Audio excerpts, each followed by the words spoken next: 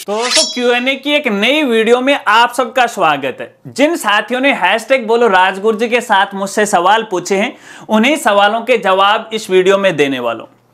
नमस्कार साथियों, मैं हूं आपका अपना साथी राजगुरुजी।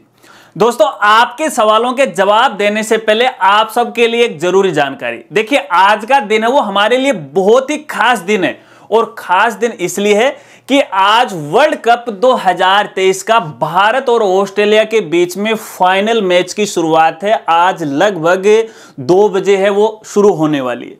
अब भैया देखिए, मैच तो चलने वाला है और इसमें किसकी हार होगी किसकी जीत होगी अंदाजा लगाना बड़ा ही मुश्किल है, पेचीदा मामला है, क्योंकि दोनों ही टीम बड़ी मजबूत हैं। लेकिन ये जानकारी मैं आपको इसलिए दे रहा हूं क्योंकि बहुत सारे ऐसे साथी हैं जो कि मेरे देखने में आए, जो बीट वाली जो एप्लीकेशन होती हैं जहां पे है बीट लगाते हैं, भैया बीट मत लगाएगा, मामला पेचीदा है, पता नहीं क्या हो जाएगा।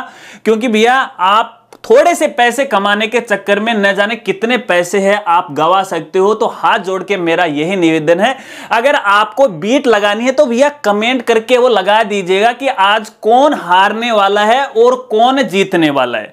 देखिए, जानकारी भी मैं आपको इसलिए भी दे रहा हूं क्योंकि देखिए मेरे पास भी बहुत सारी कंपनियों की बीट वाली है ना स्पॉन्सरशिप आती रहती है एप्लीकेशन की, कि भैया आप अपने चैनल पे है, हमारी एप्लीकेशन के बारे में ऑडियंस को बता दो, लेकिन मैं नहीं बताता हूं। हालांकि मुझे भरपूर पैसा है वो देने के लिए तैयार भी होते हैं, लेकिन मैं कभी नहीं चाहता कि मेरी ऑडियंस के साथ है कोई धोखाधड़ी हो। और इस प्रकार की जो बीट वाली एप्लीकेशन होती है ना, इसमें धोखाधड़ी है वो ज्यादा होती है। एक आध को है इनाम मिल जाता है या उनका लक साथ दे देता है, जीत जाते हैं, लेकिन भैया लाखों की संख्या में नहीं, करोड़ों की संख्या में तो भैया सारे ही अपने पैसे वो गवा बैठते हैं। तो ऐसे में भैया एक बार फिर से हाथ जोड़ के निवेदन है, बीट मत लगाएगा। बस ऐसे ही आप अनुमान है वो लगा लीजिएगा कि आज कौन जीतने वाला है और कौन हारने वाला है। हालांकि देखिए, वीडियो तो मैं 1:30 बजे के लगभग है वो बना रहा हूं। चलिए अब आपके सवालों का सिलसिला शुरू करते हैं और देखते हैं कि आज किस किस साथी ने मुझसे क्या क्या पूछा है। हालांकि सवाल तो बहुत सारे साथियों ने पूछे हैं, देखते हैं किसका लक आज काम कर रहा है। और आज के हमारे पहले साथी हैं जिनका नाम है मार्गी मेहता, और इनका सवाल यह है कि सर इंदिरा प्रियदर्शनी अवार्ड 2023 कब और कहां से मिलेगा। तो आपकी जानकारी के लिए बताना चाहूंगा, देखिए अभी तक तो आवेदन फॉर्म है वो भरवाई गई। अब जैसे ये पुरस्कार मिलेंगे तो इसके लिए आपके पास है वो सूचना आ जाएगी, संबंधित जिले के अंदर है ये पुरस्कार है वो मिलने वाले। क्योंकि आवेदन फॉर्म में आपने अपने मोबाइल नंबर भी दिए थे, तो यहां पे देखिए संबंधित डीओ ऑफिस की जिम्मेदारी बनती है कि जो अभ्यर्थी है या फिर जो परीक्षार्थी है या फिर जो स्टूडेंट है जिनको ये पुरस्कार मिलने वाला, उन तक है वो सूचना वो पहुंचाई जाए। ठीक है, और वैसे भी इसके बारे में आगे कोई नया अपडेट आएगा तो मैं जरूर जानकारी है वो आपको दूंगा, लेकिन चिंता मत कीजिएगा, वैसे आपके पास है सूचना आ जाएगी। चलिए अगले साथी का सवाल लेते हैं और पूछने वाले हैं अशोक नावल। अशोक नावल ये पूछ रहे हैं, सर जी नमस्कार। जी नमस्कार। मेरा सवाल है कि, सवाल तो यार आपने पूछा है, ये चीज लिखने की भाई क्या आवश्यकता पड़ गई, सवाल को छोटा लिखा करो, कि 70/2021 का क्लेम बिल नहीं बना पाए क्योंकि आरटी भौतिक सत्यापन रिपोर्ट करवास ऑनलाइन नहीं करा पाए। अब कोई रास्ता हो तो जरूर बताए प्लीज, बड़ी कृपा होगी। तो अशोक भाई मैं आपको कहना चाहूंगा, देखिए फिलहाल इस समस्या का समाधान नहीं है क्योंकि ये मामला है 2021 का। तो इसके लिए भी देखिए कई बार मौके दिए गए थे और मेरे द्वारा भी आपको जानकारी दी गई थी। अब यदि भविष्य में इसको लेके कोई नया अपडेट आता है तो भी आपको जरूर जानकारी वो दी जाएगी, लेकिन फिलहाल इसका कोई समाधान नहीं है। चलिए अगले साथी का सवाल लेते हैं और पूछने वाले हैं आर.के. अंबेडकर, और ये पूछ रहे हैं, सर जी मेरा पहला सवाल यही है कि आपकी आंखों में प्रॉब्लम हो गई थी, अब अच्छे से ठीक हो गई क्या सर जी? सवाल तो फिर पूछ लेंगे। आर.के. अंबेडकर साहब आपको बहुत बहुत धन्यवाद। देखिए आप जैसे साथियों का प्यार और सपोर्ट मेरे पे बना रहेगा तो मुझे कभी भी कुछ भी नहीं होने वाला है। अब रही बात आंखों की समस्या की, देखिए वैसे तो कोई ज्यादा बड़ी समस्या नहीं थी, अपन घर में एक छोटा सा टिन सेट वो डाल रहे थे, ग्राइंडर भी चल रहा था, उधर से वेल्डिंग मशीन है वो भी चल रही थी। हालांकि मैं तो काम नहीं कर रहा था, नजदीक में बैठा था और एक छोटा सा छर्रा आंख में वो गिर गया था। इस वजह से वो गड़बड़ हो गई, निकलवा लिया। निकालने के कारण इसमें घाव पड़ गया और घाव भरने के लिए यहाँ पे देखिए डॉक्टर ने दवाई दी थी और दवाई डॉक्टर ने कुछ ऐसी दे दी कि भैया मुझे दिखना ही बंद हो गया। हालांकि डॉक्टर ने बोला था कि भैया कुछ दिनों के लिए आपको कुछ भी नहीं दिखाई देगा। हालांकि दूर की चीज तो मैं आसानी से देख पा रहा था, लेकिन नजदीक की चीज है वो मुझे दिखाई नहीं दे रही थी। दवाई कुछ ऐसी दे दी। हालांकि अब भी देखिए उन दवाओं का असर है, अभी दवा है वो कम कर दी है। पहले दिन में 6-7 बार डालनी पड़ती थी, 3-4 ड्रॉप थी, अभी मैं दिन में 1-2 बार ही डाल रहा हूं। तो ऐसे में मुझे अब दिखाई देने लगा। और वैसे आंखों में कोई बड़ी ये प्रॉब्लम नहीं थी, आंखें अपनी बड़ी झकास है। हालांकि देखिए तकरीबन 24 घंटों में मैं तकरीबन ये मानो कि 14 घंटे तो मैं इसके ऊपर बैठा ही रहता हूं। लेकिन जानदार आंख है अपनी भैया, क्योंकि मैं मिर्ची का सेवन है रोजाना करता हूं, कोशिश करता हूं, इसलिए आंखों की रोशनी के लिए मिर्ची का, कच्ची मिर्ची का है जरूर आप सेवन है वो किया करो। ये मैं मेरे अनुभव की बात बता रहा हूं, बाकी मैं डॉक्टर नहीं। चलिए अगले साथी का सवाल लेते हैं और एक बार फिर से आपको बहुत बहुत धन्यवाद। सवाल अगले साथी का है और नाम है इनका आशादीप स्कूल बिल्लू और ये पूछ रहे हैं, सर जी SBI आशा स्कॉलरशिप के बारे में कुछ बताओ जी, क्या प्रोसेस है? बिल्कुल जी, देखिए इसके लिए मैं आपके जो सेपरेट वीडियो है वो लेकर आने वाला हूं। और मुझे जो बड़ी फॉर यू के नाम से है, उन्होंने मुझे मेल भी भेजी थी इस स्कॉलरशिप को लेके है। हालांकि वो बड़ी कंपनी है और आवेदन फॉर्म है वो भरवा दी है। उन्होंने भी मुझे बताया कि आप अपनी ऑडियंस को है वो बताएगा। तो देखिए इसमें क्या है कि 6 से लेके 12वीं तक के जो स्टूडेंट पढ़ रहे हैं ऑल ओवर इंडिया के अंदर, उनके लिए स्कॉलरशिप रखी गई है। सालाना 10,000 रुपए इसके अंदर दिए जाते हैं। आवेदन फॉर्म ऑनलाइन भरे जाएंगे, लास्ट डेट इसकी 30 नवंबर है। ठीक है, बेसिक जानकारी मैंने आपको यहाँ पे बता दी। और कम से कम लास्ट क्लास के अंदर 75% अंक है वो होने चाहिए। सभी कैटेगरी के लोग हैं या स्टूडेंट है वो भर सकते हैं। बाकी डिटेल से जानकारी नई वीडियो में मैं आपको बताऊंगा, क्योंकि ये स्कॉलरशिप है अच्छी है सबके लिए। ठीक है, चलिए वेट कीजिएगा थोड़ा सा। अगले साथी का सवाल लेते हैं जल्दी जल्दी, इसलिए बोल रहा हूं कि भैया मैच शुरू होने वाला है, मैं भी तो देखने वाला हूं। चलिए अगले साथी का नाम है धर्मेंद्र भाई और ये पूछ रहे हैं, सर PM यशस्वी का फॉर्म NSP पोर्टल पर फिल कर रहे हैं तो वहां करंट क्लास में क्लास 11-12 का ऑप्शन है ही नहीं, क्या करें? तो भैया धर्मेंद्र मैं आपको यहां पे बताना चाहूंगा, देखिए अभी हाल ही के अंदर है कॉलेज लेवल की ये जो स्कॉलरशिप के आवेदन वो चले थे। हालांकि मैं पिछले कुछ दिनों से है अपडेट नहीं था, क्योंकि आंखों में प्रॉब्लम थी इस वजह से।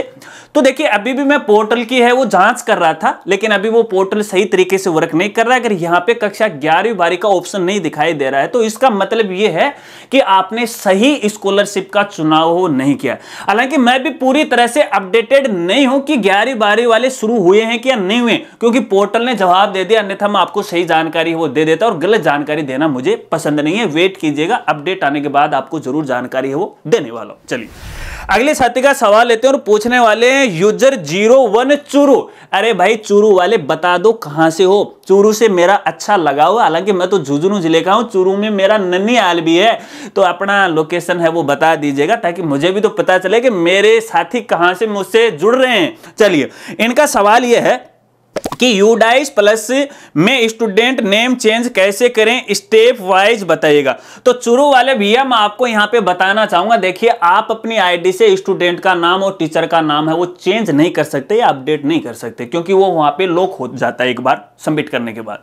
उसके बाद यहाँ पे दूसरा तरीका यहाँ पे ये है कि आप संबंधित जो CBO ऑफिस है उससे आप संपर्क कीजिएगा और उनको ये बोलिएगा कि भाई स्टूडेंट का नाम है वो गलत हो गया, तो वो अपनी आईडी से शायद वो चेंज कर सकते हैं। ठीक है ना, तो उनसे संपर्क कीजिएगा। ठीक है, चलिए अगले साथी का सवाल लेते हैं और पूछने वाले हैं यूजर इतना इतना इतना। ठीक है, और इनका सवाल यह है कि सर मेरी सिस्टर का चयन इंदिरा प्रियदर्शनी पुरस्कार में नाम आ गया, लेकिन स्कूल वालों ने सूचना नहीं दी और डेट निकल गई, अब क्या करें सर? प्लीज सिर लिखा, सर भी नहीं, सिर, चलो कोई बात नहीं, please help me sir, contact number. अच्छा मेरे नंबर चाहिए, नंबर तैयार मैं पब्लिकली नहीं करता हूं, मेरी भी कुछ मजबूरियां हैं।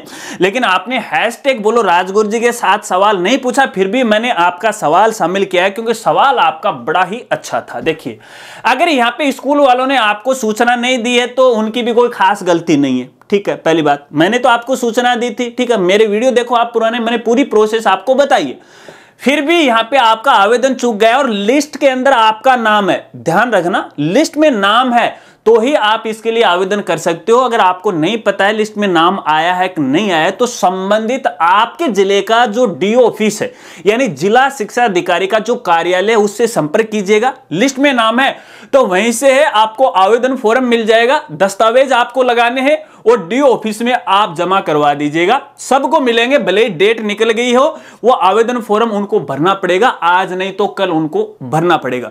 बाकी इसके बारे में डिटेल से जानकारी लेने के लिए हमारी अलग से वीडियो है, यूट्यूब पे जाके सर्च कर लेना, ठीक है ना। और बाई राजगुरुजी लिख देना जो आपकी स्कॉलरशिप का नाम है, और लास्ट में बाई राजगुरुजी लिख देना तो मेरा वीडियो आ जाएगा, पूरी डिटेल बता रखी। चलिए अगले साथी का सवाल लेते हैं और पूछने वाले हैं सौरभ चंद्र, और ये पूछ रहे हैं सर स्कूल में फीस प्रोसेस कंप्लीट कर डीओ को लेटर सचिव एसएलएफसी की तरफ से भेजा जाएगा या अध्यक्ष एसएलएफसी के?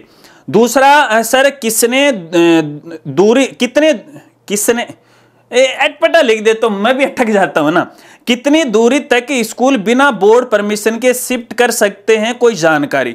तो सुभाष जी, सौरभ जी, मैं आपको यहाँ पे देखिए बताना चाहूंगा। देखिए जो फीस समिति वाली है, यहाँ पे जब तक आपको डीओ फीस के द्वारा या सीबीओ फीस के द्वारा सूचना नहीं मिले कि आपको समिति है वो हमें जो आपने गठन की है उसकी सूचना ऑफिस में जमा करवाने, तब तक आपको जमा करवाने की कोई आवश्यकता नहीं है। बस आप अपने स्कूल का जो रजिस्टर है कार्यवाही, उसमें कार्रवाई करके आप छोड़ दीजिएगा, कोई दिक्कत नहीं आने वाली है, ठीक है। इसके बाद यहाँ पे देखिए रही बात साइन की, तो यहाँ पे देखिए साइन तो उसके अंदर जो कमेटी के अंदर सदस्य हैं उनके होने हैं, अध्यक्ष या सचिव दोनों के आप करवा सकते हो, कोई दिक्कत नहीं। अकेले अध्यक्ष का भी आप करवा सकते हो और सचिव के भी आप करवा सकते हो। चलिए ठीक है।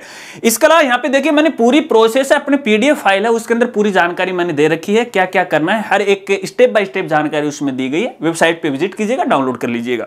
और दूसरा सवाल आपने पूछा कि आप स्कूल कहां तक शिफ्ट कर सकते हो भैया, कितनी दूरी तक? भैया इतनी दूरी तक भी नहीं कर सकते, है ना। बगैर परमिशन के है आप कहीं पर भी अपने स्कूल को शिफ्ट नहीं कर सकते। लेकिन एक इंटरनल बात आपको मैं बताऊं तो देखिए ऐसे क्या करते हैं, नजदीकी 1-8 किलोमीटर लोग अगर कोई शिकायत नहीं करता है और तो हो जाता है, कोई पूछता ही नहीं। लेकिन भैया आजकल तो एटीट्यूड और वो लॉन्ग टेटीट्यूड, वो अक्षांत और वो देशांतर क्या क्या चीज़ है वो मांग रखी है, ठीक है। अगर आपने यहाँ पे ऑनलाइन उसको अपडेट किया और फिर यहाँ पे अगले साल अपडेट करोगे तो दिक्कत आ जाएगी, अगर आपने मान्यता लगा रखी है तो, है ना। ध्यान रखना इस बात को। बाकी बगैर परमिशन के आप है यहाँ पे हिला भी नहीं सकते। चलिए अगले साथी का सवाल लेते हैं और पूछने वाले हैं बाबू कुमावत, और ये पूछ रहे हैं लास्ट ईयर यूडाइस पर कुछ स्टूडेंट की क्लास गलत इंटर हो गई है, अब करंट ईयर में उनकी क्लास एडिट करने का ऑप्शन नहीं आ रहा है, क्लास एडिट का समाधान बताइए श्रीमान जी। तो देखिए बाबूजी, मैं आपको कहना चाहूंगा यहाँ पे देखिए आप अपनी आईडी से नहीं कर सकते, इसके लिए भी आपको संबंधित सीबीओ ऑफिस से है वो संपर्क करना चाहिए। अगर सीबीओ ऑफिस वाले बात नहीं सुन रहे हैं तो फिर यहाँ पे जो डीओ ऑफिस है उस वहां तक आपकी समस्या है लिखित में आपको पहुंचानी है, और जो भी प्रूफ है स्टूडेंट के सही जो डेटा है उसका प्रूफ आपको देना है। तो वो क्या है, अपनी आईडी से या फिर विभाग के द्वारा है आपके स्टूडेंट का नाम है वो चेंज करवा देंगे। चलिए अगले साथी का सवाल लेते हैं, और सवाल तो भैया पूरे हो चुके हैं और आशा रखता हूं कि शायद आपके सवालों के जवाब आपको यहां पे है वो मिल चुके हैं। अगर मिले हैं और आप संतुष्ट हो तो वीडियो को लाइक कीजिएगा। और इसके अलावा और साथी ये चाहते हैं कि मेरा भी सवाल है Q&A वीडियो में इसी तरह से लिया जाए, तो जब भी आप अपना सवाल पूछो तो हैशटैग बोलो राजगुरु जी के साथ वो सवाल पूछा करो, क्योंकि यार मुझे फिल्टर लगाना पड़ता, बहुत सारे कमेंट आते हैं तो मैं तुरंत वो उठा लेता हूं। लेकिन सवाल छोटा होना चाहिए, यूनिक होना चाहिए, शानदार होना चाहिए। अब कई लोग तो है ना पता नहीं 10-10 लाइन में अपना सवाल पूछ लेते हैं, तो भैया पढ़ने में ही मुझे टाइम है वो लग जाता है। तो छोटा सवाल पूछा कीजिएगा, ठीक है ना। तो अगर वीडियो अच्छी लगी हो तो लाइक वो जरूर कीजिएगा। मिलते हैं फ्रेंड्स अगली एक नई वीडियो के साथ, तब तक के लिए जय हिंद, जय भारत।